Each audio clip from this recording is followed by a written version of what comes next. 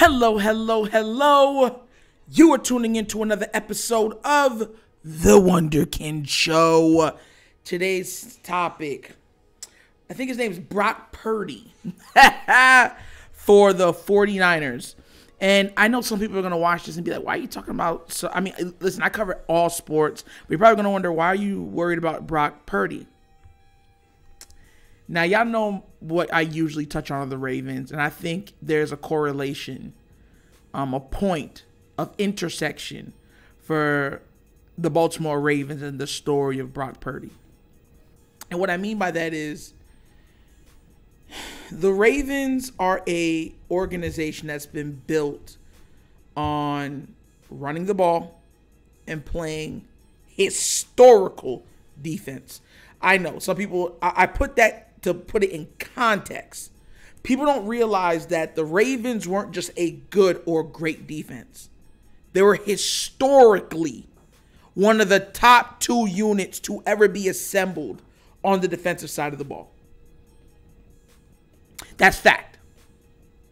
You've seen defenses being able to take over games very sporadically throughout, especially more now. The last big defense that was able to literally shut people down was the Legion of Boom. But that's what the Ravens culture was built on. Fast forward. Because this team has won without QBs for so long, you know where I'm coming from, even though Joe Flacco literally having one of the greatest postseasons in NFL history, had a big part to play in the second one, defense is still the mantle in which they hung their hat. The reason why I said there's a correlation between Brock Purdy and the Baltimore Ravens is simply this. The Baltimore Ravens truly, to me, believe that they can replicate the success and the great QB play later on in the draft like they hit on Lamar Jackson. I've said this to people before. I think that Lamar is, in the same breath, one of the best things to ever happen to the Ravens and one of the worst things that happened to the Ravens. And what I mean by that is, because I'm going to tie all this up, is because Lamar has masked so many team deficiencies. And because of that, instead of saying, well, if he could do great things with 2s and 3s, why would we ever consider giving him a 7 or an 8? When in all actuality, you want to be as dominating at as much positions as possible to ensure that you have the best chance of going to a Super Bowl and competing for one in the final game, which is the Super Bowl. We're watching right now in over there in 49er land, right? Where this guy has came out of nowhere. And it's looking more and more like they found a gem. Now, there are certain people that will look at his success so far and be like, well, that's just because Kyle Shanahan's a genius. And then there's the other side of the coin that says they found their guy. And the problem I think that the Ravens are going to have, or what they're going to make for themselves, because all the Ravens' problems have been self-inflicted, is that they're going to bet or try to hang their hat that they can find a Purdy late in the draft so that they don't have to invest heavily in a Lamar Jackson. It sickens me to say that, but that's the correlation between it, because not only are they correlated saying that they played a Super Bowl against each other and both brothers coach for both teams, but the 49ers are known to have a great defense. They've had a great defense. If you talk about defense in the league, it's been pretty much the Ravens, 49ers, Patriots, and the Seahawks in the past 8 or 9 years. When you think defense, those are the teams you think of. And sometimes when you have success one way, you close your mind off of being successful in another. And it becomes stubborn. It becomes incessantly comical. Simply because y'all got to understand this. We have a generational talent at the most important position in all of sports. And the Ravens are treating it like they might have somebody on the team that could help carry the load. And also that worst case scenario, they could find another guy in the draft. Now, that bothers me, right? A lot of people are going to be like, Nitro, you reaching on that. Am I? Listen, for anybody that has followed me on Twitter, please, if you don't follow me on Twitter, follow me on Twitter. You'll see, correlate. You can look up, I don't erase my tweets, what I've said previous years. The Ravens have been given a nuclear warhead. And they have been accustomed to shooting bow and arrows. I want everybody to close their eyes, open up their minds, invigorate your senses, and think for a second. Jalen Hurts is on a literal tear. He has 22 passing touchdowns with 4 or 5 games to go, and 3 interceptions. 3. For as good as he's been this year, and he's been outstanding. To me, he's the unmitigated MVP this year. There's going to be some people that say Patrick, but no, it's Jalen. For as good as he's been, do you think if Lamar had that offensive line, those weapons, how dangerous and how unstoppable would that team be? Think about it. You could say, well, Patrick, you could say the same thing about Patrick Mahomes. Maybe, right? Because part of what makes Patrick Mahomes so special is that him and Andy Reid have a special wavelength. It's not always just the weapons with Patrick. It's that he has a coach that can coax. Like I did that there. That can coax all the talent out of any player that he's coached over. Think about this real quick. Even in the NFL where passing was never at the level that it was now, he was going to NFC Championship games like it was nothing. The one season, think about even with Donovan McNabb, and look, I said this to somebody, right? It's been historically this way. It bothers me even because the other day, to jump off a topic to bring it back into this, if you remember, I think it was the defensive end for the Cowboys that said, oh, it's the team for Jalen. And I laughed because he said that. And historically, that's always been the thought when black quarterbacks do well. And I know what, listen, I'm not making this a race thing. What I'm doing, I'm giving everybody an historical context to where I'm bringing everything to. Because historically, black quarterbacks have never been given the weapons that their white counterparts have been given. That's not conjecture. That's fact. The one season or the 1.5 seasons that Donovan McNabb had Terrell Owens, he went to the Super Bowl. His stats were through the roof. And I know some people are going to be like, oh, well, that would be, if you had Terrell Owens, it'd probably be, what's his name doing with Devontae Adams in in the Raiders? Mr. Derek Carr. You get where I'm coming from? The media has spun this narrative that quarterbacks are the end-all, be-all. And if you're a great quarterback, you can just do it without nothing. Nobody has done it without nothing.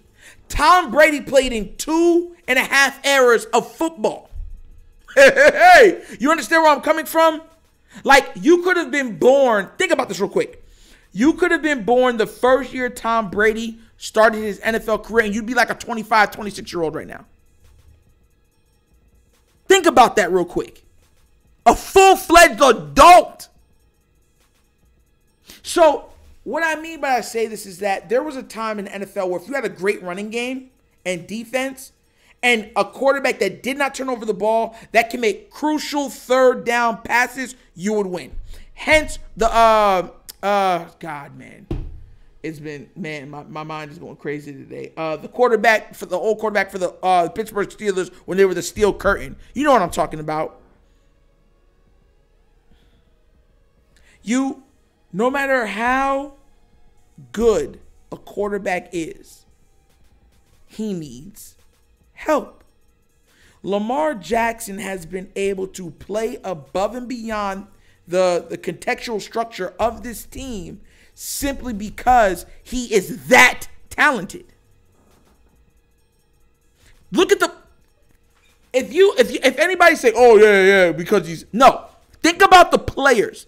Like don't let the media eschew what you're thinking. Think about the players when they talk about him. Lamar's something else.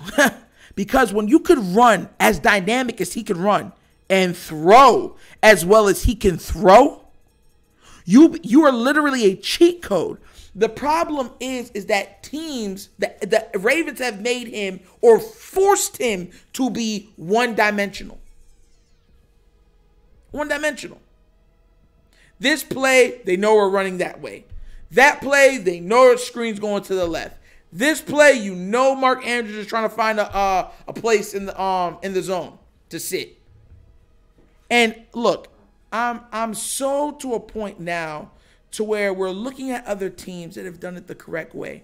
For all the obloviated hatred that we've given the 49ers because we've beat them and had to play them in the Super Bowl, think about how much talent they've surrounded with Jimmy G.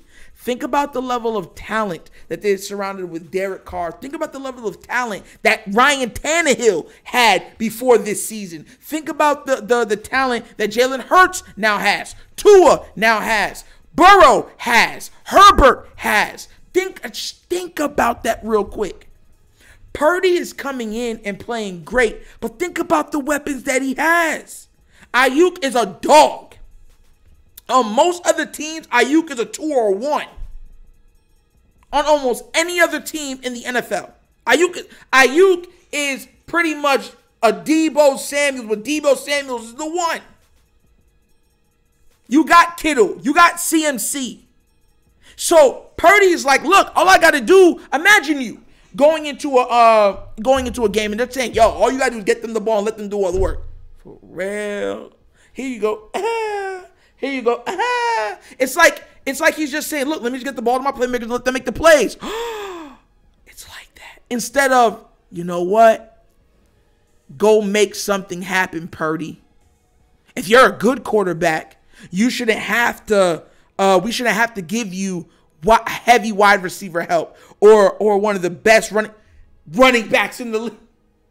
The 49ers have been one of the second or third best running team in the NFL for the past, 7 years.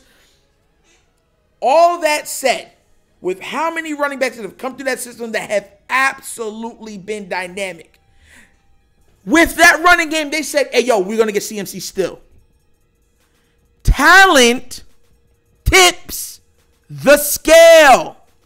And that's why I said that we are it's conclusive to look at what Purdy's doing right now and to look at the Ravens and start to think, is this part of the moves on the chessboard that they might try to move? Because you have to understand, the Ravens go into every single room thinking that they are the smartest in this room. And sometimes when you act that way, you think that way, you end up being a hindrance to yourself. Because if you go somewhere thinking that you know everything, there's no room for you to grow or no room for you to learn something that you don't know. How are you going to pour water in a cup that's already full? This is the NFL. And this is professional sports. Every year, every single year. Do you know what it is? It's evolving. It's changing. It's morphing right in front of our eyes. I'm not saying that you can't run the ball. You got Lamar Jackson. I get that part. But you have to be able. Listen, could you imagine? And I'm gonna say this until it gets home for a lot of people. Could you imagine, worst case scenario, the Ravens honestly think and say, hey, we're going to move on from Lamar, and Lamar goes to another team and wins multiple Super Bowls and multiple MVPs? For anybody that think that that's not possible, I want you to understand something. Look how dynamic Jalen looked. Look how dynamic Tua has looked. Look how dynamic Burrow looks when they have weapons. Now, imagine those players that could run like Lamar. Lamar, literally, if you never called another QB draw, QB power, or nothing, could walk on the field and give you 1,000 yards on the ground just because of his ability to break the pocket. That's not including your other run game. That means take him completely out the run game. Take him out of the QB powers, the QB end arounds, all that stuff. Take him out of it. He only runs the scramble if there's nothing there and he goes forward. He's getting 1,000 yards. He's pretty much the most outside. Listen, it's him. He's him. He's Himothy. He's Hemi Neutron.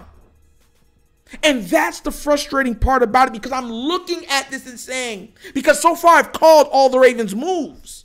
So it's like, did they watch that game last night and say, maybe we could find another diamond in the rough, that we could have another 5 years, that we don't have to pay him the QB market money and still be competitive. You know that word competitive? My God, I'm tired of that word competitive, because being competitive is such a lenient word, right? Because what's your definition of being competitive? Some people are like, yo, I went positive. Not before it was what's it called? It was 9-7, right? Everyone's like, I went 9-7, bro. You know what I'm saying? We had a good. That was being competitive. You know what I'm saying? Just winning your division might say, oh, that's being competitive. We won our division. We are the Baltimore Ravens. We play, or they play, for championships. If it wasn't a championship, it was a failure of a season. That's the legacy of the Ed Reeds, of the Ray Lewises, of the Haloti Nadas, of the Terrell Suggs. And if we allow this team to continue down this path, that legacy will be in jeopardy. And I don't know about you, but I'm not waiting 10 to 20 years in hopes that we might be able to stumble upon another diamond in the rough. And that was another episode of the Wunderkind Show. Yo, you guys can be anywhere else in the world, but you're here with me, and you know I appreciate that. Please remember, like, subscribe, hit the notification bell. It's not hard. It's easy, baby. Yo. Man. Oh, yeah, and we got that game on Saturday. I will be live streaming that game. So if you want to hear the game, because I can't show it, but I can let you hear it, I will be live streaming that game Saturday. Ravens versus Browns. Be here or be squared. So that was another episode of the Wunderkind Show. This is Nitro signing out, and you guys know my slogan. Peace. And I'm out.